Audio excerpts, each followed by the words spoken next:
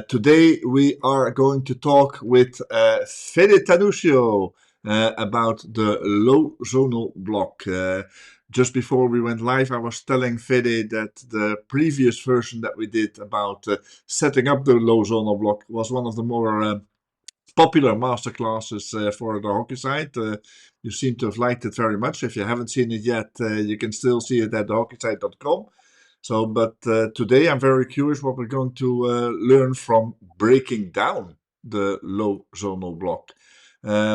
Fede, the floor is all yours. Before I give the word to you, again a reminder to everybody here. I almost forgot. Let's make this interactive. Let's make this a session where you ask your questions, where you bring your thoughts as well. So the moment Fede is saying something that you agree with or disagree with, let us know in the comments. And most of all, bring us your questions so that we can make it interactive. But first, let's hear what Fede can tell us about breaking down the low zonal block. Fede. Thank you, Ernest. Thank you so much. Yes, when you mentioned that for the next hockey chat, what I have in mind, I was thinking about, because we were talking about low zonal block, the last one, how to break down the low zonal block. So I was at Irero in Mönchengladbach watching so many games. It's a common system they are using most of the teams. And I was really focused on really how they are doing or how they are changing, because as you know, tournament by tournament, everything is changing and modified. So I have some ideas. I hope everybody enjoy it. And then if you want, I can start to share the screen and jump directly on the videos and funny part. So let's see the fun part. there we are. Watching hockey is always the fun part. Huh? Sorry for the technical issue. No problem, no problem. I asked the audience who was still there and is still there to have a couple of comments already here. Okay. So we're seeing that Ian, he was having a discussion with his team at training last evening about the same topic. We had half the squad play in a man down situation to simulate a card situation, 9 versus 10. And the 9 was supposed to play a lone block. And we worked on searching the 2v1s on the outsides of the circle to generate meaningful penetrations. I think that's a very good one. Let's for sure talk about that solution later on. But first, okay, you're on. Let's go. So now it's fine. Hopefully it's fine. Thank you, Ernest. Yes, it is. Again, before to know what we are facing, that's why I just do a little review and about the low zonal block to warm up, and after we can jump directly in the presentation how to break down the low zonal block. So for me, they have 3 steps very important we have to really consider about it. So the first one, it's the compact defensive structure. So they are part in the low zonal part of the field. Okay, so that's we have to identify that. They close the central channels, so that means we have to try the invite us to play around. So we need to find solutions, or the standard solutions will be around the structure. Okay, and the objective of the low zonal block is limit the circle entries and force the low quality shots. Okay, so that's what I do. So that's knowing that we can start to prepare a plan or something how we can break down that system. Okay, so you're on the stats. Is fine, Ernest? Yes. Perfect, lovely. So I was watching 6 games in the last Euro in Mönchengladbach. So it was men's and women's as well. I take the 3 games and 3. And also I take some stats on this. Okay, so if you see in the game 1, they have only 8 circle penetrations and they get 1 penalty corner against. And the game number 2, okay, that was a men's game. They have 10 circle penetrations and they get only 2 penalty corners against the low zonal block. That's when we play against the zonal block. Game number 3 was again a men's game. They have 12 circle penetrations, but they get only 2 penalty corners against. 4 game was a women's game. They have 11 circle penetrations and they have 3 penalty corners against.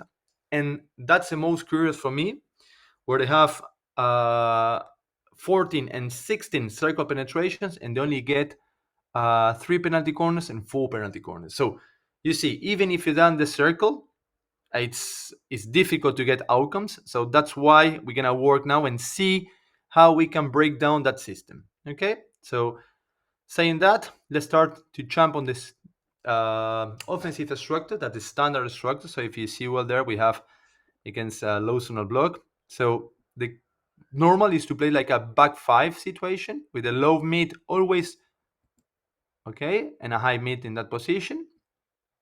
Okay, so what we want with the back five is to have double weight. So the three strikers, okay, inside the circle to create in post up to receive the ball vertical. Okay, so and the idea of this is to have with the back five is to have double weights. Okay, and what we want with double weights is to create 2v1s, right? That's what we want to do it. That's why the standard structure is playing with back five at the back. Okay, so now we talk about the structures. Now let's talking about roles. Okay, so again, double to connect to the circle. So now we're gonna walk. It is now. Okay. Also, one of the things they are doing a lot is overload one side, the right side. Okay.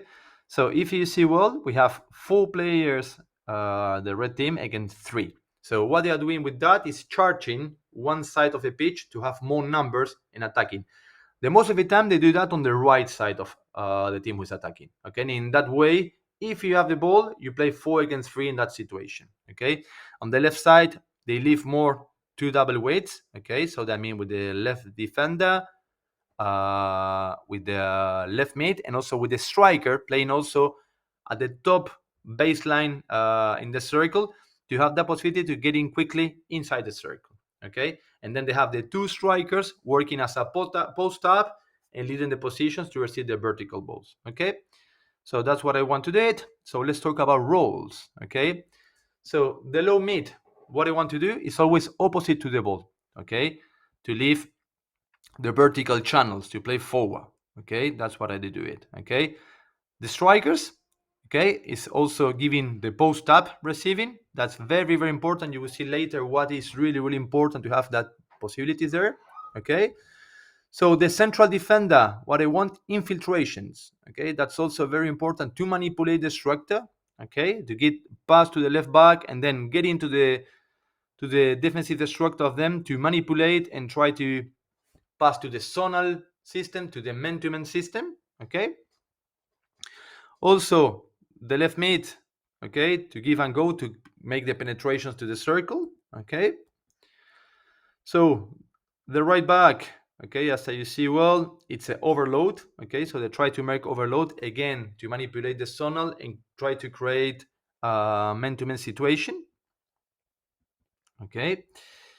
And then very important, the structure here, we have the 3 players, okay? They stay in triangle, okay? So if you see there, it's a clear 3v1 against the player of the white team.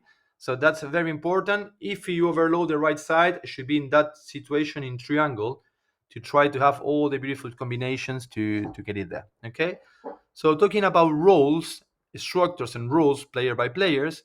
So let's see the new tendencies against the low zonal block when we have the balls. Okay. So as we mentioned before, we were talking about charge one side of the field. So if you see there, there is underload side, and on the right side is a overload side. So what I do with that, you have always more players, okay, to try to combine and get more outcomes in that zone. Okay, that's one of the things they are doing now. So let's see a clip on that. So if you see the ball there, okay, it's coming. All the people are here. No one on the left. Tag, they get PC. Okay, so it became very difficult to defend that kind of balls. Okay, and also that kind of situations when you charge one side of the pitch, you have more numbers, and then the system they start to think if you keep on zonal. Remember, if it's zonal, it's quite difficult to get in. On the pass man to man, that's something we can try to manipulate. And the idea of that is break down the zonal system to bring it to the man-to-man situation. Okay, so that's why they're doing that. Core attacking principles. Okay, so they have 6 for me. Okay, the first one is maximum the width of the field. So what do we want is when we have the ball, stretch the field and make a bigger block offensive. Remember, okay, what we have to do it is play around. That's one of the target point. Play around. So that would be the standard situations that everyone we have the ball is they're gonna force to play around the structure defensive.